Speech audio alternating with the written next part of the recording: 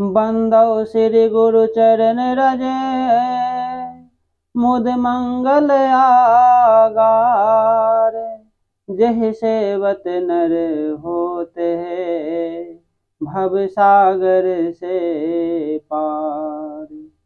गुरु के सुमिरन मात्र से, नासै विधन अनंत। तासे सर्वारंभ में, ध्यावत है सब संत। गुरु मिला तो सब मिला, ना तो मिला न कोई। मात पिता सुत बांधवा, यह तो घर घर होय। बोले बंदे छोड़ सतगुरु कबीर साहेब की जय। सतनाम साहेब बंदगी साहेब। सतगुरु अनुराग सागर ग्रंथ में धनी धर्मदास को योनि प्रभाव मिटने का उपदेश दे रहे हैं। सतगुरु मिले तो ज्ञान लखावें, काग दशा तब सब बिसरावें। मूर्छा जो इन छुटें तब भाई, ज्ञान मशकला फिरे बनाए। मनुष्य योनि में जन्म लेकर इससे पूर्व योनि का प्रभाव मिटने का एकमात्र उपाय है कि किसी प्रकार सौभाग्य से सतगुरु मिल जाएं, तो वे ज्ञान लखा समझाकर अज्ञानता का नाश कर देते हैं और फिर कागदशा अर्थात कौवे के समान नीच योनि के प्रभाव को भुला देते हैं, उसे पूर्णता मिटा देते हैं। फिर तब हे भाई, पूर्व पशु योनि तथा प्राप्त मनुष्य योनि का द्वंद्व मोर्चा छूट जाता है। पूर्व पशु योनि का प्रभाव संबंध समाप्त हो जाता है। सतगुरु ज्ञान के सीख ली गए हैं, जो अपने शरणागत शिष्य को ज्ञान की ज्वाला में तपाकर एवं युक्ति से घीस पीट कर सत्य ज्ञान उपदेशा अनुसार बना लेते हैं और निरंतर साधना अभ्यास से उसके जन्म पर पड़े पूर्व योनि के कुसंस्कारों को मिटा देते हैं। जब धोबी बिस्तर कह धोवे, जस साबुन मिल उजबल होवै। थोड़े मैल कर बस्तर भाए, थोड़े परिश्रम मैल नसाए। निपट मलिन जे बस्तर आहे, ताका अधिक अधिक शर्म चाहे।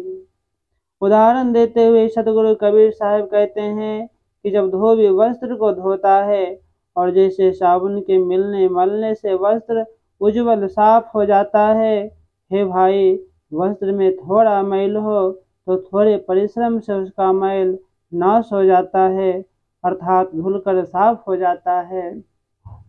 परंतु जो वस्त्र पूरा मैल से भरा हो, उसे धोने में, साफ करने में अधिक से अधिक श्रम की आवश्यकता पड़ती है। जैसे मैल बस्तर कर भाओ, ऐसे जीवन के स्वभाव। जैसे मैल वस्त्र का हाल होता है, ऐसे ही जीवों का स्वभाव होता है। कोई कोई जीव जो अंकुरी होता है, अर्थात जैसे अनुकूल वातावरण मिलने पर उत्तम बीज अंकुरित होकर बाहर आ जाता है, वैसे ही वह अंकुरी जीव सतगुरु के थोड़े ज्ञान को ही निर्णय विचार कर शीघ्र ग्रहण कर लेता है। उसे सतगुरु ज्ञान के संकेत मात्र पर्याप्त है। अधिक ज्ञान कथने या बखारने के लिए आवश्यकता नहीं, वह सच्चा ज्ञानाधिकारी होता है। धर्मदास वचन सतगुरु कबीर प्रति।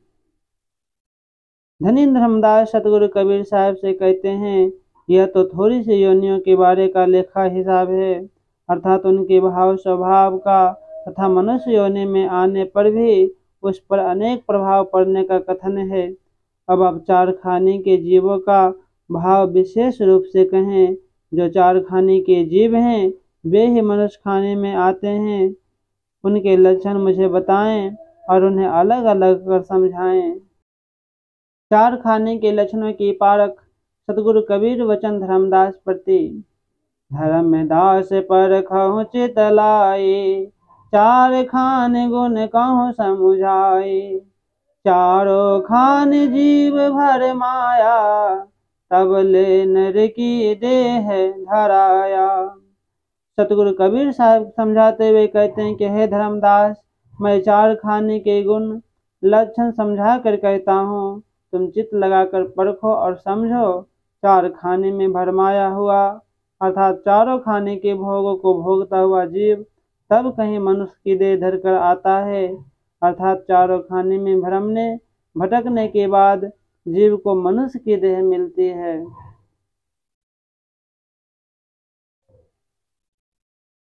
जो जीव जिस खाने को छोड़कर मनुष्य देह धारण करता है, वैसे मैं उसका ज्ञान वर्णन करता हूँ। उसके अच्छे और बुरे लक्षण का जो भेद है वह सब तुमसे कहता हूँ। अंडज खाने से मनुष्य देह में आए हुए जीव की पारख। प्रथम कहूँ अंडज की वाणी, एक ही एक कहूँ बिल छाने।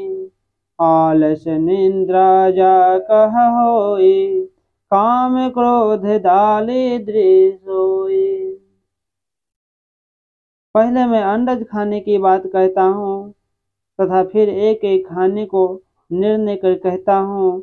जिसको बहुत आलस निंद्रा होती है तथा कामी क्रोधी एवं दरिद्र होता है, वह अंडज खाने से मनुष्य देह में आया है। चोरी चंचल अधिक सुहाए, तृष्णा माया अधिक बढ़ाए। चुगली निंदा बहुत भावै, घर वन झाड़ी अगन लगावै। वह बहुत चंचल होता है और उसे चोरी करना बहुत अच्छा लगता है। वह धन माया की तृष्णा बहुत अधिक बढ़ाता है, अर्थात उसे कितना भी धन मिले तृप्त नहीं होता। दूसरों की चुगली करना, निंदा करना उसे बहुत भाता है। इसी स्वभाव के कारण वह दूसरों के घर, वन तथा झाड़ी में आग लगाता है।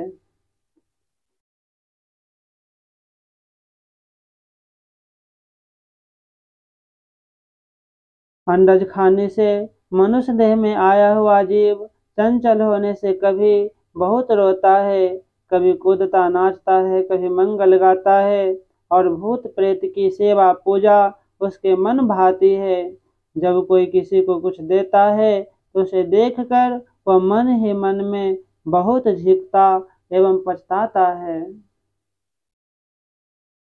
बांध विबांध सब सो ठाने, ज्ञान ध्यान कछु मन ही न आने। गुरु सतगुरु चिन्हे नहीं भाई, वेद शास्त्र सब दे उठाए।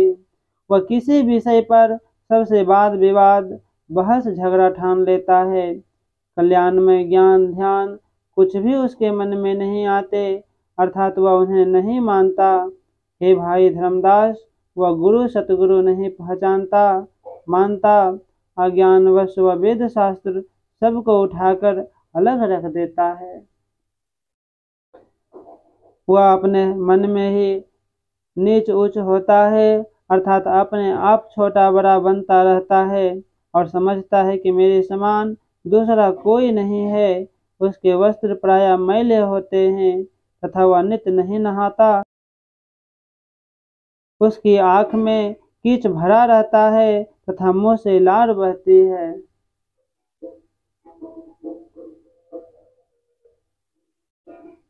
सतगुरु कबीर साहब कहते हैं कि हे विनम्र धर्मदास, सुनो, इस प्रकार अंडज खाने से मनुष्य योनि में आए हुए जीव का लक्षण मैंने कहा।